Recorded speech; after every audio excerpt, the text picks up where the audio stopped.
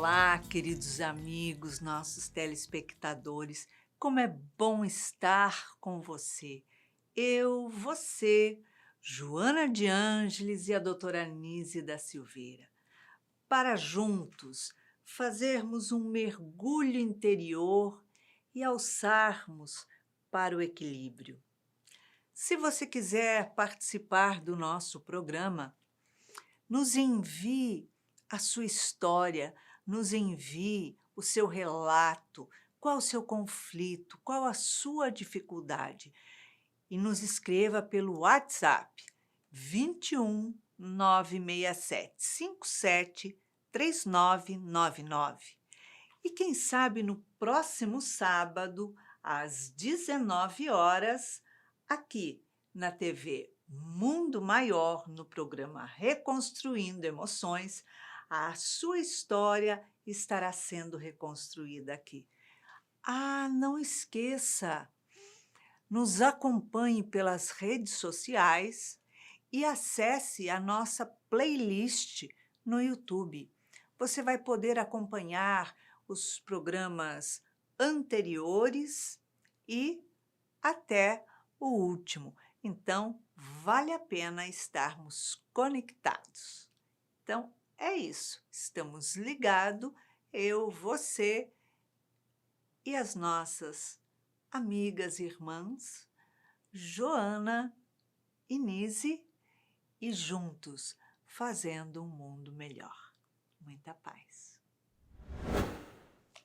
E hoje nós estamos aqui com um convidado muito querido, muito especial, um amigo do coração, que é Carlos José Andrade. Ele é oncologista clínico e vem bater um papo gostoso conosco, abrangendo vários temas. Como vai, doutor Carlos? Seja bem-vindo ao Reconstruindo Emoções. Eu agradeço muito a oportunidade, o convite de estar aqui com vocês mais uma vez. Muito obrigado. Muito obrigada. O programa hoje vai ser um pouquinho diferente dos programas habituais, porque ao invés de trazermos um único relato, nós temos vários relatos muito parecidos que falam do medo da morte. Então, nada melhor do que trazermos um doutor para falar sobre isso. Porque algumas cartas que temos recebido diz assim: olha, meus pais desencarnaram de câncer e eu tenho medo de morrer de câncer. Outros relatos: eu estou com câncer e tenho medo de morrer de câncer. Outros relatos: eu não tenho doença nenhuma, mas eu morro de medo de morrer. Ou seja, estou morrendo previamente já, porque... Então, como é que funciona isso? Nada melhor que o doutor Carlos para falar sobre isso. Doutor Carlos, como é que funciona essa... Bom, gente, boa noite. Eu sou oncologista clínico e lido muito com esse tipo de situação, né? Dos medos, vários tipos de medos, inclusive o medo da morte, né? E o medo da morte, todo mundo já experimentou de alguma maneira isso, né? Ele traz dentro dele algumas situações paradoxais. Por quê? Uma das coisas que coloca a gente numa situação de vulnerabilidade, muitas vezes, é a incerteza, né? A gente não ter uma certeza, não ter um controle sobre o que está por acontecer. E a morte é um elemento de certeza na nossa vida. Mas tem um contraponto paradoxal, que ao mesmo tempo que a gente sabe que vai morrer, a gente não sabe quando. Então, esse elemento desse paradoxo é um dos paradoxos relacionados à morte. Eu costumo sempre falar que a saúde da gente não é não ter nada, não é? É mais do que isso. Não é só a questão do bem-estar físico, mental, emocional, espiritual, mas é também uma capacidade da gente lidar com a nossa própria natureza. Então, Exato. a gente vai ter uma condição, vai ter um momento de um decaimento, né, físico, isso é esperado. Então, lidar com todo esse processo é o exercício da saúde. Então, é possível que a gente chegue no último dia de vida com uma condição clínica muito limitada e perfeitamente saudável. Porque é esse exercício de lidar exatamente com essa nossa trajetória que dita a nossa condição, a nossa operabilidade, a nossa capacidade de ocupar plenamente o espaço de manobra que a gente tem. Será, doutor, que não gera uma certa angústia você ter a certeza que vai morrer, não saber nem quando nem como? Isso não gera aquela angústia, é uma ansiedade, digamos assim, de, de, de querer saber e fugir do saber? Sem dúvida. Esse é exatamente esse ponto paradoxal, da gente ter certeza e, ao mesmo tempo, não saber quando nem como. E a gente está vivendo agora um momento desse, né, do ponto de vista da história, da evolução, um momento em que muitas pessoas estão morrendo, né, por conta da pandemia. E essa incerteza, eu tenho visto muitas pessoas que têm um diagnóstico de uma neoplasia avançada, cujo tratamento não é curativo, em que elas se cercaram de situações onde elas achavam que elas podiam partir antes dos conhecidos que foram antes, né? Então, isso é próprio da nossa natureza, né? A gente foge um pouco disso, porque também é um pouco próprio da nossa cultura, em que, nas últimas décadas, pelo avanço das intervenções médicas, a morte tenha caído num lugar um pouco de uma derrota. E ela nunca pode ser considerada dessa forma, porque ela faz parte dessa trajetória que é a vida, que está compreendida entre a chegada e a partida. Então, Exato. esses delimitadores realmente eles colocam eles delimitam de fato a vida. Então, se não tiver uma chegada, não tem isso que a gente chama de vida. Mas ela impõe a partida também, que delimita isso. Ela é tudo isso, né, do início ao fim. E a gente tem tanto medo dessa experiência da morte, né, e isso é tomado muitas vezes como uma derrota ao longo da nossa trajetória, que a gente, ou muitas vezes, foge do assunto, tenta manter uma distância disso, ou a gente é tomado de medo, né, e vive nessa situação. Então, é um pouco da gente fazer uma reflexão de nos reconhecer como elementos da natureza, né? A natureza, ela impõe isso, é da nossa natureza. Sim. Então, esse exercício de lidar com a nossa natureza inclui essa aceitação que isso aqui é transitório, né? Perfeito. Uma morte, uma boa morte, é um processo que a gente constrói ao longo da vida, né? Então, desde muito tempo, né, a filosofia trata dessa questão da morte. E Montaigne citava isso, que a gente ocupa muita vida pensando na morte e depois ocupa o momento da morte pensando na vida. Ou seja, Nossa. é um desencontro, porque se É. a gente ocupa a nossa vida de uma maneira plena, expressando a nossa potência nessa vida, aproveitando as oportunidades, agindo, atuando, no final, a gente não vai ter a sensação de que não viveu. Com Então, isso é certeza. um processo em construção, não é? E mesmo que a nossa trajetória nos reserve um evento relacionado à nossa saúde que abrevie essa jornada pode ser plena. Se com 20 anos, se com 30, se com 50, se com 80 anos, esse processo de construção, ele é muito importante. Então, às vezes essa expressão de que alguém fala assim, ele depois de anos de luta, ele faleceu. E a gente tem que fugir um pouco desse aspecto de luta. Não é uma luta, é muito mais um baile do que uma luta, né? É você lidar com esse jogo da vida de uma maneira diferente. E esse exercício dessa aceitação também é algo que a gente pode olhar com um espírito mais curioso ao longo da vida e aprender a entender isso, né?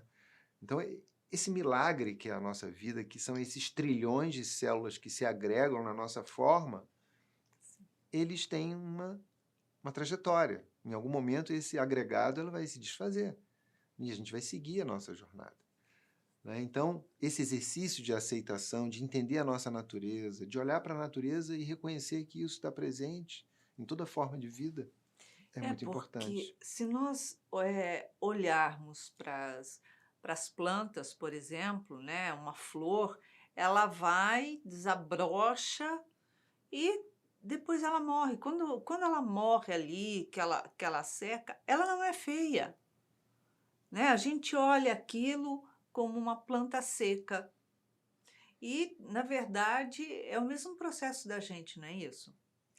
É o mesmo processo. E mesmo na natureza, você vai ver uma flor, uma dama da noite, que ela se abre e na manhã seguinte ela já está murcha, e a gente vai ver um jequitibá que vai durar centenas. Ambos fazem parte da natureza, né? Com trajetórias distintas, com aspectos próprios de cada um, mas ambos fazem parte da natureza. Então, não dá para uma dama da noite querer ser um jequitibá. E nem Sim. um jequitibá vai expressar aquilo que a dama da noite expressa. Então, esse reconhecimento da nossa natureza própria, né, daquilo que a gente é muito importante, né? Mais uma outra citação filosófica, porque eu acho que isso ajuda a gente a fazer uma reflexão. Quanto mais a gente se autoconhece, se reconhece, mais a gente é amante daquilo que é. Mesmo que a nossa trajetória seja muito diferente de um outro ser, de uma outra pessoa, Uhum. quanto mais a gente se auto-reconhece, auto-percebe, mais a gente se torna amante da nossa pauta, da nossa história, das nossas questões, né? E não está querendo viver a trajetória de um outro, com toda a limitação que a gente possa enfrentar. A gente vive muito para fora, né, Uhum. o externo. O que está acontecendo lá fora, o que as pessoas estão passando, o que eu vou fazer para fugir de mim mesmo. E isso é o que mais a gente faz, porque quando a gente vê que está incomodado, a gente procura alguma coisa para ocupar a cabeça, É. a gente diz. E esse ocupar a cabeça, na verdade, é deixar a cabeça solta com coisas inúteis, fúteis, que não vão fazer diferença na vida da gente. Como é esse processo de fazer esse mergulho e olha só, vamos abrir aqui. Quem sou eu? O que que eu faço? Esse é um outro paradoxo da morte, que também é interessante a gente refletir, porque muitas vezes a gente fica com medo da morte por perder a vida, né? E a morte, ela é um elemento que mais dá valor à vida. É exatamente pela existência da morte que a vida tem valor. E mais, é uma situação também paradoxal, porque o medo da morte, de alguma forma, preserva a vida. Então, quando É, você reage a uma situação que é ameaçadora, aquilo ali está te preservando. O destemor, né, ou o pânico que cristaliza são extremos desse espectro do medo, né? É óbvio que um equilíbrio, porque se a pessoa não tem temor nenhum, ela se ameaça também, né? Quando a gente chega para atravessar a rua e vê os carros passando em velocidade, se você não tiver a tua cautela e for sem temor, você vai se machucar, com certeza. perder a própria vida, né? Então, essa questão do medo da morte e disso que você estava comentando, de uma certa fuga, né, desse mergulho interno, tem um conceito que é o que a gente chama do espírito do nosso tempo, né? Esse nosso tempo atualmente, qual é o espírito desse tempo, né? O que está presente nele? Então, um dos elementos que está sendo observado nesse nosso momento, isso é o que o alemão chama de Zeitgeist, né?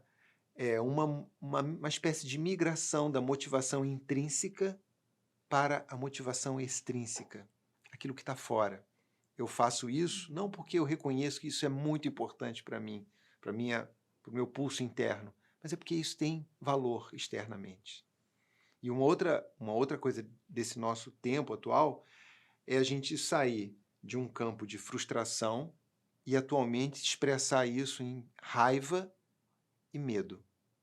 Né? Então, o medo é algo que está muito presente no espírito do nosso tempo.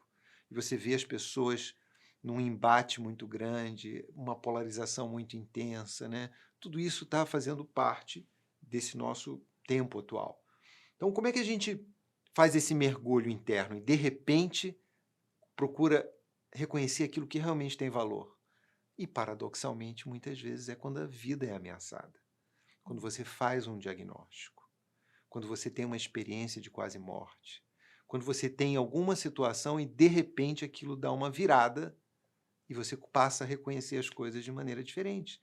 Então, eu tive uma oportunidade uma vez de visitar um centro de tratamento de câncer que eles chamavam o diagnóstico de câncer como uma mensagem de amor, pelo Olha, potencial de transformação que ele tem, não só em quem tem o diagnóstico, mas as pessoas que estão ali ao redor.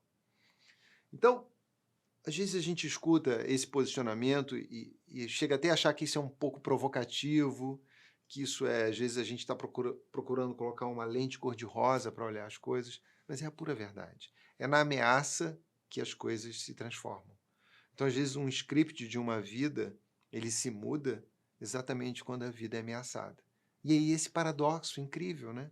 sim. Que as coisas começam a ter valor quando a gente, de fato, reconhece a nossa transitoriedade, né? A nossa É, finitude. eu achei muito bonito essa forma desse centro colocar, né?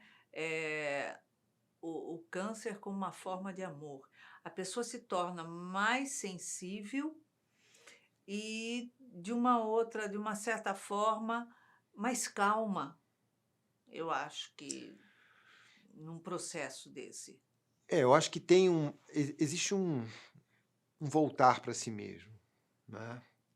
Um movimento que é tempo de você olhar para si mesmo, de você se cuidar, de você. E aí nesse movimento vem exatamente o que mais importa.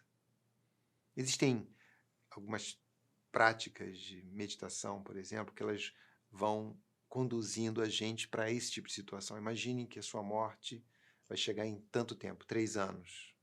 Como é que você queria que isso...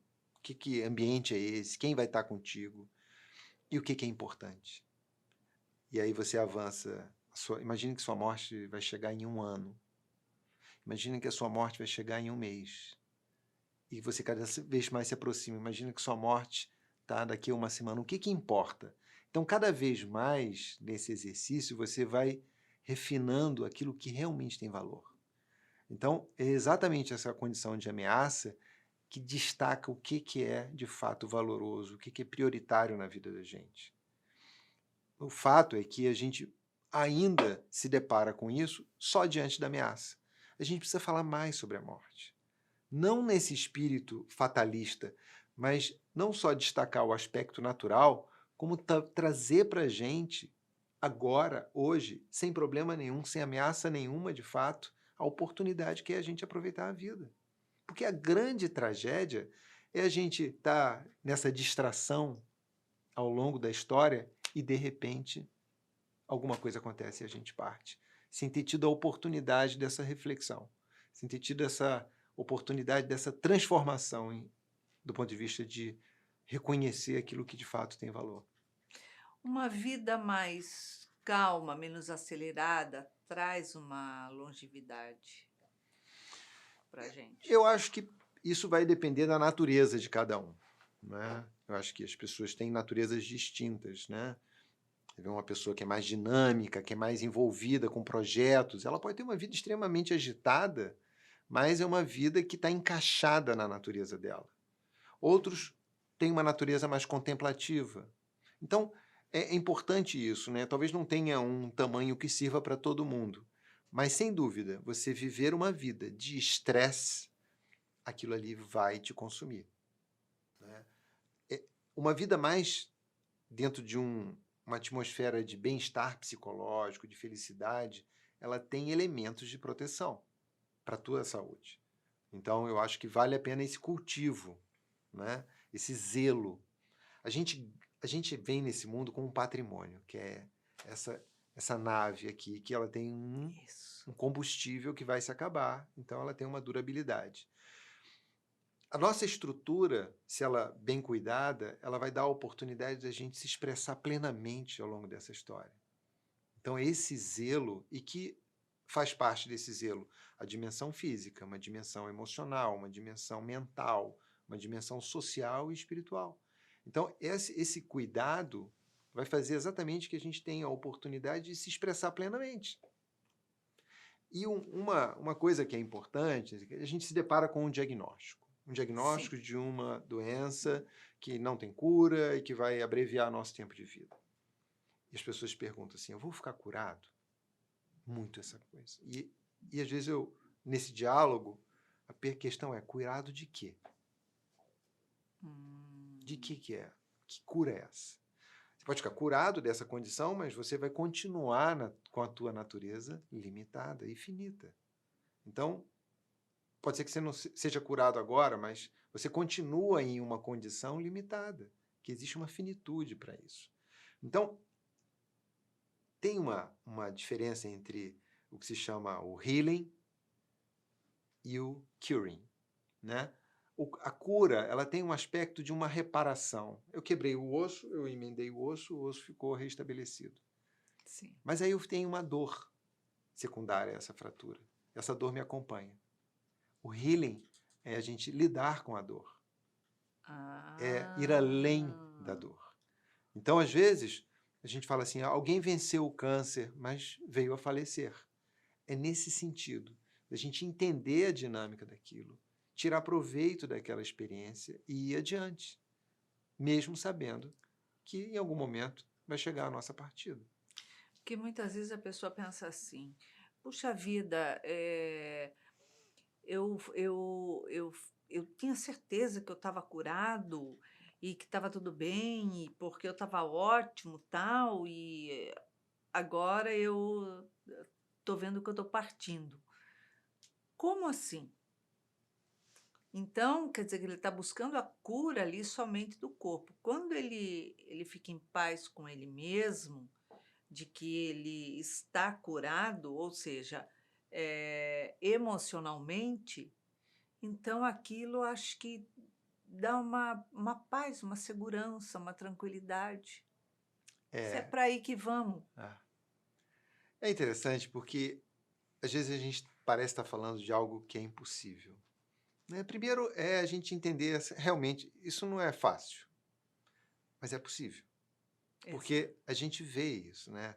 Então, na prática clínica, eu tive a oportunidade de ver partidas assim incríveis, em que é como se tivesse uma virada e a pessoa naquele final de vida ela tivesse resgatado uma série de coisas e reconhecido uma série de outras coisas e partido de uma maneira serena, de uma maneira pacificada. Eu acho que a gente chega nesse mundo simbolicamente chorando, né? O choro, aquele choro que, Exatamente, você chega no né? mundo chorando. E é possível a gente partir desse mundo de uma maneira diferente, construindo um sorriso no final. Mas isso é um processo em construção, né? É todo mundo que vai conseguir isso? Eu acho que não. Eu acho que não. Mas é possível. É possível a gente caminhar nessa direção, né? Uma coisa muito importante, assim, como é que a gente constrói isso? Eu acho que é importante falar um pouquinho disso. Então, a meditação, ela tem uma capacidade muito grande de ser um balão de ensaio da vida da gente. Quando a gente está ali, e existem diversas técnicas, mas quando a gente está ali, simplesmente observando, sem querer modificar, só contemplando, como quem olha para uma obra de arte, ou quem contempla a natureza, ou a respiração, a gente está, de alguma maneira, simulando ou exercitando essa nossa capacidade de olhar a nossa vida como parte da natureza, sem querer controlar. E aí, de repente, a nossa atenção se desvia dali e vai em outro lugar. Sim. Isso também é uma oportunidade da gente reconhecer a nossa natureza, de uma mente que fica vagueando. E não é uma briga, mais uma vez, é uma aceitação e uma suavidade. Porque aí a gente traz de novo a nossa atenção para a respiração, sem brigar, sem se achar incapaz, sem se achar, enfim, distraído, e simplesmente reconhecendo a nossa natureza. Então, esse balão de ensaio faz com que a gente vá refinando a nossa capacidade de reconhecer a nossa própria natureza. Então, esse é um exercício que a gente pode cultivar, assim, ao longo do tempo e ampliar essa nossa capacidade de lidar com os fatos da vida que estão fora de controle e que muitas vezes a gente vai contemplar aquilo. Porque a gente não controla nem o pensamento, né? É como o doutor disse, você está ali naquele processo, observando a sua respiração e seu pensamento. Uhum. Aí você traz de volta, daqui a pouquinho sai outra vez, aí você fala assim: ai, não adianta, não consigo, vou parar com isso. Tá, mas se você não persistir, você não vai conseguir nunca. Então, se você parar, você vai olhar para você e falar assim: ah, eu não consigo fazer, É. né? E se você sabe que é aquele caminho que é para acalmar, silenciar, então você não vai encontrar essa paz nunca. Isso que você narra é muito parecido com o que a gente estava falando há algum tempo atrás, desse movimento externo, né? Da gente não estar fazendo essa auto-observação. Então, exatamente isso reforça a ideia de que isso é uma oportunidade da gente estar simulando, ensaiando, treinando o lidar com a nossa própria natureza. Então, quando a mente vai, né, e hoje em dia a gente está tendo muito estímulo para desviar a nossa atenção o tempo todo. Então, esse movimento de trazer de volta com suavidade, sem briga, é exatamente uma forma da gente estar também exercitando isso na nossa vida no dia a dia. Da gente não estar hiperreativo, da gente não ser tomado pelo medo, embora ele exista, ele está aí presente, ele faz parte. Essa capacidade da gente estar o tempo todo atento já foi importante do ponto de vista da própria evolução. Imagina sair da caverna sem a capacidade de você estar com uma vigília extrema se defendendo o tempo todo. Então isso já foi importante. Talvez agora não seja tão importante como naquele momento. E é todo um processo de evolução e de refinamento desse nosso aparato mental. É, doutor, falando nesse sentido de sair da caverna, quer dizer, se coloca na posição de sair da caverna, você começa a fazer o exercício que você está dentro da caverna, você vai sair da caverna, tem dinossauro, tem aquelas coisas todas que faz assim, pronto, acabou. Quer dizer, se você passa por um medo, por uma insegurança de sair, mas você sai, você vai à luta, você vai fugindo, você vai. Seria assim, esse o caminho da vida? Sim, e tem uma coisa interessante que existe um refúgio para esse medo. Porque o medo é uma emoção que a gente experimenta agora, muitas vezes, talvez na maioria das vezes, por algo que não está presente agora. É uma ameaça futura. Então, mais uma vez citando Montaigne, o homem que teme sofrer, ele já está sofrendo pelo que ele teme. Com Então, ele já certeza. está sofrendo agora por uma ameaça potencialmente futura. Então, como é que a gente pode lidar com isso? Trazendo a nossa atenção para aquilo que está acontecendo no presente momento. Isso também é uma oportunidade da gente treinar quando a gente medita. Então, eu estou com medo do que vai acontecer lá, mas o que está acontecendo agora? Deixa eu voltar para minha casa, para o meu refúgio no presente. E você volta. E aí você mantém também viva uma espécie de uma inocente curiosidade. Que é isso? Você está olhando ali aquele ambiente, mas com uma curiosidade que, obviamente, num ambiente muito ameaçador, ela serve para, na verdade, te defender. Mas num ambiente desconhecido, como, por exemplo, é a trajetória até a nossa passagem, é um ambiente que a gente nunca foi. É uma Sim, coisa nova, que a gente assume que é ruim. Mas quando você vê, por exemplo, o relato das experiências de quase morte, o que a gente vê? Existe uma expressão que é o inefável. É tão extasiante que você não tem nem palavra para descrever. Isso se repete, independente da cultura, é observado ao longo das décadas. Pessoas que descrevem esse mesmo aspecto. Então, eu tenho a sensação, eu não experimentei a morte, mas eu tenho a sensação de que quando a gente vai experimentar isso, talvez a gente se surpreenda. A gente teve tanto medo, era disso que a gente estava com medo? Porque a gente assume alguma coisa que, na realidade, a gente nunca experimentou, né?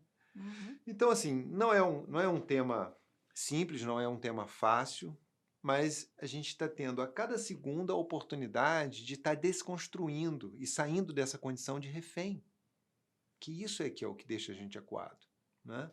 Então, Exato. essa curiosidade da gente ir momento a momento, curioso e observando, e interessado e sem uma opinião formada, com uma mente de um estudante, de um principiante, ela ajuda a gente a ir seguindo nessa trajetória. A gente não ouve falar em relato nenhum de experiência de quase morte, de pessoas que tiveram a experiência, ficaram apavoradas de medo e uma coisa horrorosa e voltaram. Muito pelo contrário, a gente ouve sempre falar, de uma forma que a pessoa foi e voltou tranquila. E ela passa a dar, valores para as coisas mais significantes, né? Exatamente. Esse é um dos aspectos da experiência, né? Existem, depois que isso começou a ser estudado, né? Basicamente na década de 70, quando começou-se a catalogar e criar uma descrição dessa experiência, Uhum. um dos aspectos é essa transformação, essa Ah, mudança da forma como você se relaciona com a morte. Mudou, alguma coisa mudou. Isso já vinha historicamente sendo descrito, né? O próprio Montaigne, ele morria de medo de morrer. Ele tinha um medo, né, muito intenso dessa questão da morte. Até que ele teve uma experiência de quase morte.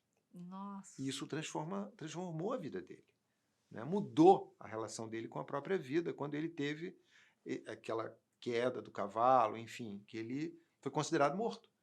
Só que ele não estava morto. E ele, engraçado que no livro dele, Ensaios, ele descreve muitas coisas que estão exatamente ali contidas nessa descrição atual do que é uma experiência de quase morte.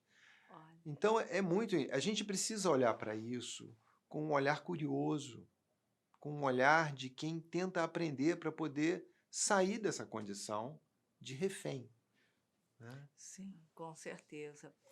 Eh, Eles dizem assim que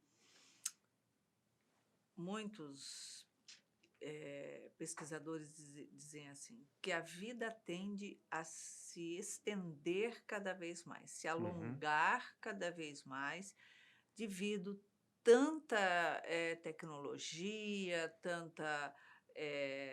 tanta ciência transformando, toda a medicina e trazendo mais conhecimentos.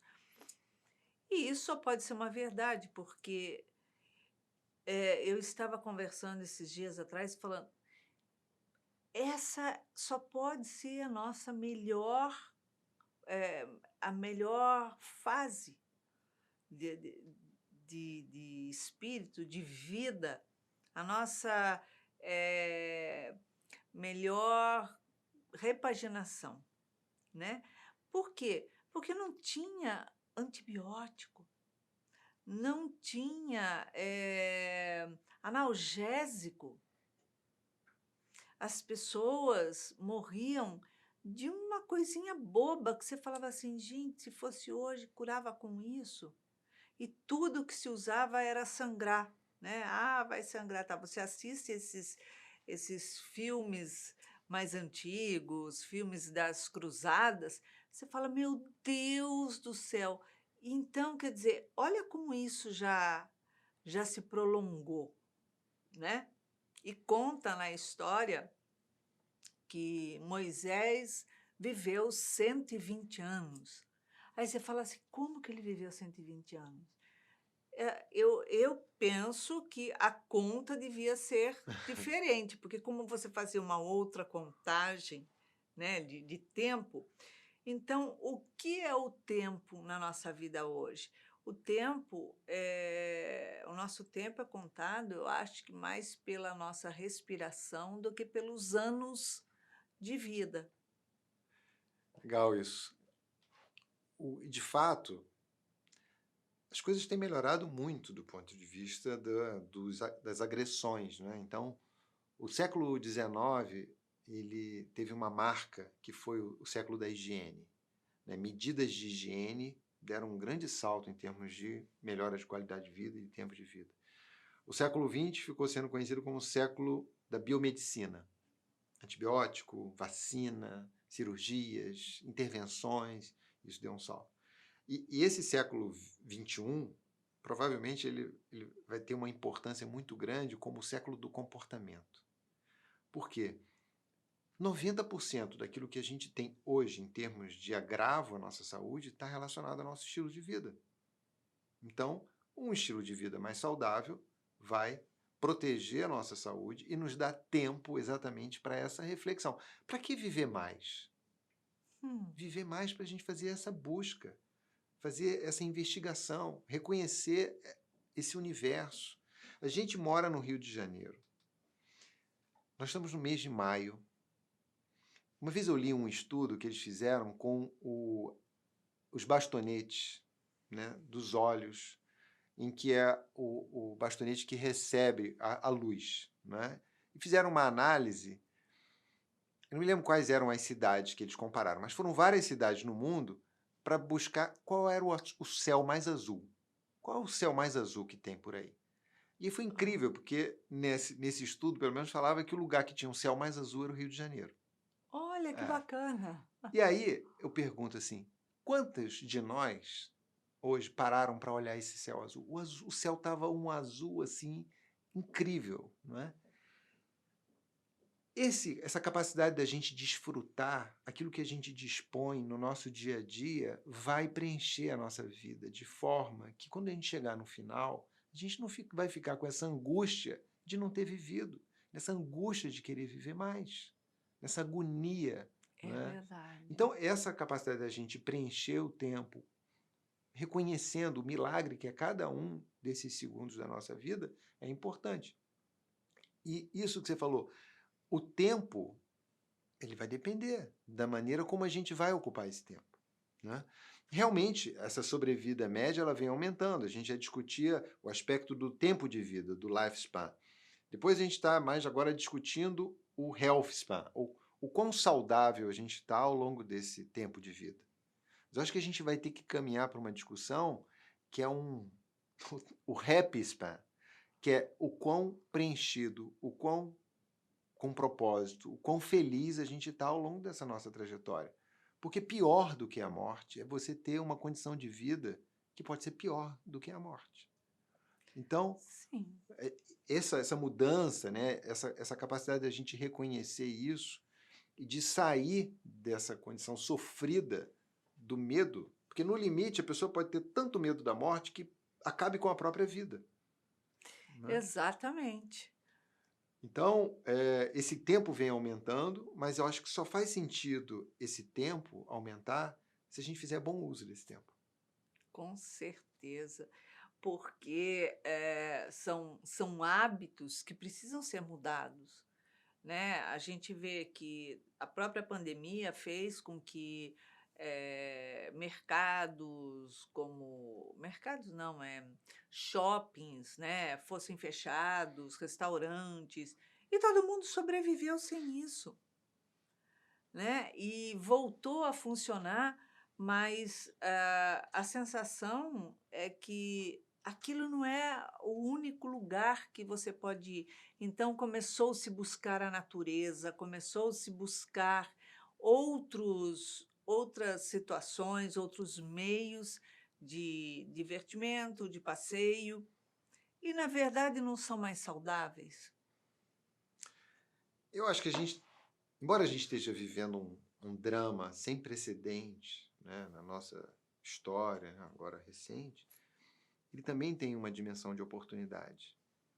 A gente está reconhecendo isso. Realmente a gente vive tempos de uma sociedade do espetáculo, de um consumo desenfreado, de uma ameaça ambiental, de tudo isso está acontecendo. E, de repente, pá, vem uma pandemia e coloca em xeque toda a maneira que a gente está funcionando e exige uma modificação, não é? Da gente se reconhecer o próximo, a importância do próximo. Se o mundo todo não for vacinado, não vai adiantar as grandes potências estarem vacinadas, porque a gente vai continuar vivendo uma ameaça. É hora da gente se reconhecer como semelhantes e como próximos e oferecer condições para todos. Senão, a gente não vai ter como fugir. Não existe como fugir. Não Com é? certeza. Então, isso tudo gera uma reflexão e também uma oportunidade da gente estar redesenhando as coisas. Uma forma de buscar viver a paz interior, né? Exato. Como nós estamos chegando ao final aqui do nosso bate-papo, eu convido você a trazer uma mensagem de paz interior para os nossos telespectadores. Eu diria o seguinte: reconheça o medo, né?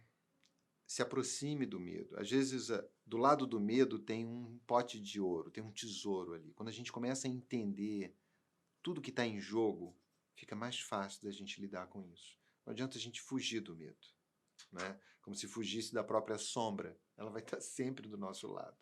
Então, esse exercício de se aproximar daquilo que nos ameaça, do ponto de vista das nossas interpretações, isso vai ser um bom ponto de partida para a gente, ao reconhecer, ao lidar de melhor maneira, sair dessa condição de refém. Doutor, muito obrigado pela sua presença em nosso programa mais uma vez. É uma alegria muito grande recebê-lo aqui e dividir essa alegria com nossos telespectadores. Obrigado, Iraci. Eu que agradeço pela oportunidade. Muita paz. Obrigada.